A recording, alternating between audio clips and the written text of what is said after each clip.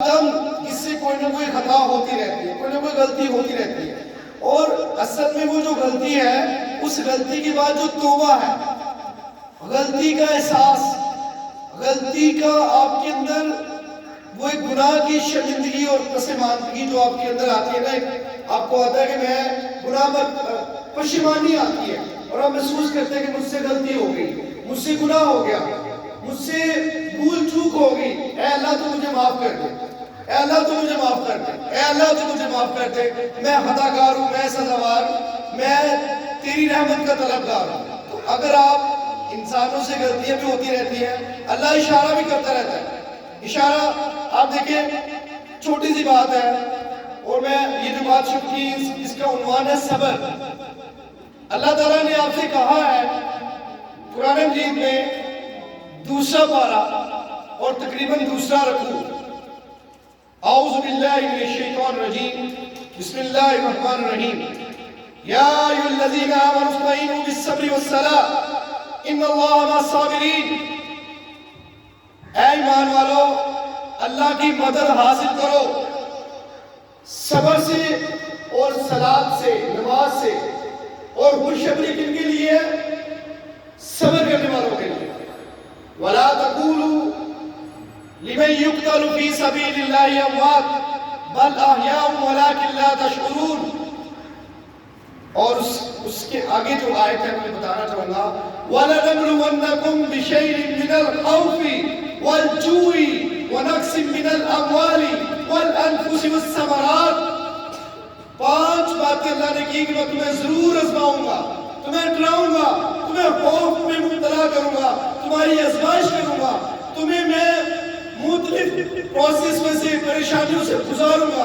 اور آخر میں فرمایا جو ان میں سے گزر گیا اور اس نے اس پر صبر کیا، اللہ کا شکر ادا کیا، آگے فرمایا وَبَشِّرِ الصَّابِرِينَ، اور صبر کرنے والوں کی خوشخبری ہے۔ خوشخبری صرف صبر کرنے والوں کو ملتی ہے۔ اب صبر کیا ہے؟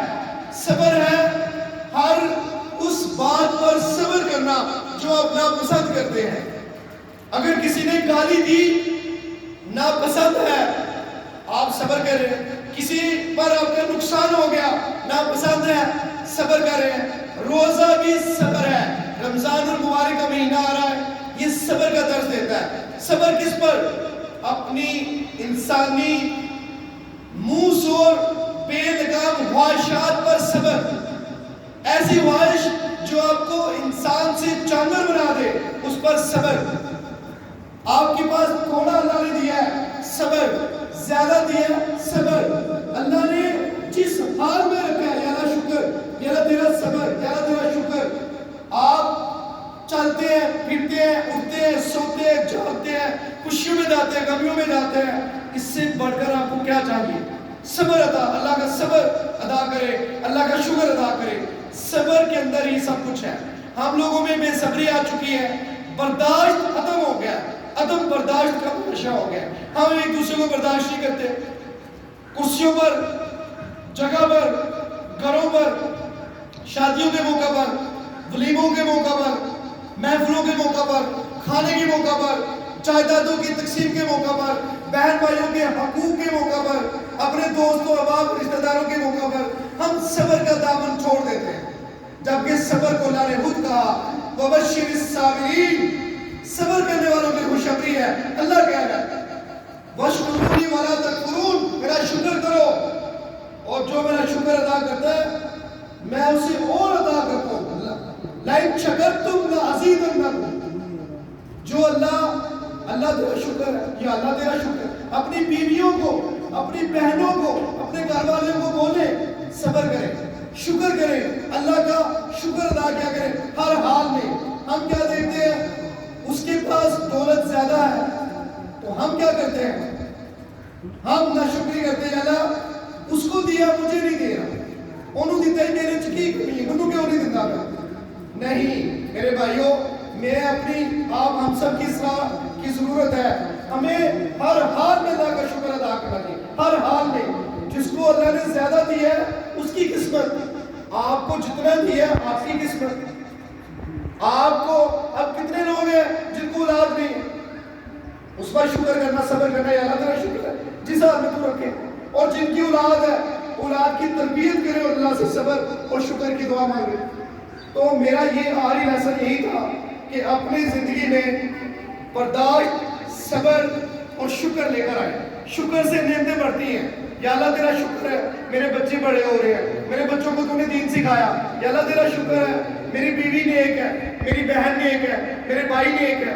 تو اپنے بچوں کی تربیت کے لیے صبر اور شکر کا عملی مظاہرہ کریں. زبان سے کہہ بھی دیا لا الہ الا اللہ تو کیا حاصل؟ دل و نگاہ مسلمان نہیں تو کچھ بھی نہیں. اگر آپ کا دل مسلمان نہیں ہے، آپ کی نگاہ مسلمان نہیں ہے، آپ کا عمل مسلمان نہیں ہے، تو پھر ہم صرف کلمے کے لا الہ الا اللہ. آج یورپ کی مثالیں دی جاتی ہیں، جی یورپ ترقی کر گیا، یورپ ترقی کر گیا.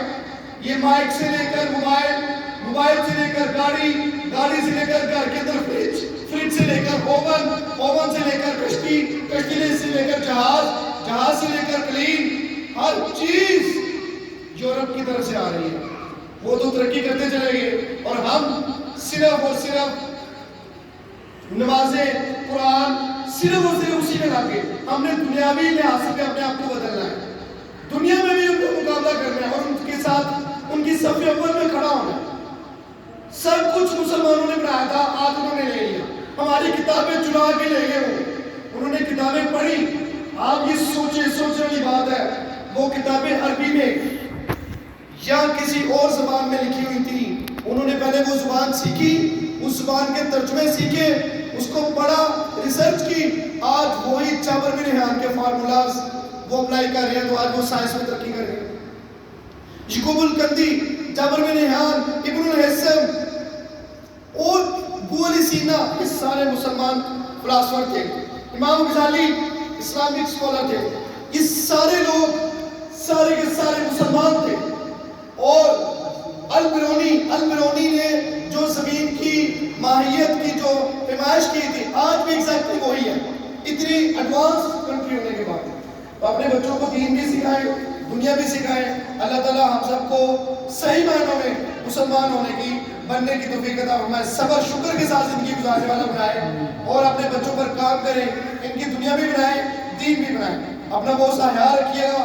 اللہ تعالیٰ ہم سب کا بھی ناصر. وما علینا الا البلاغ المبین.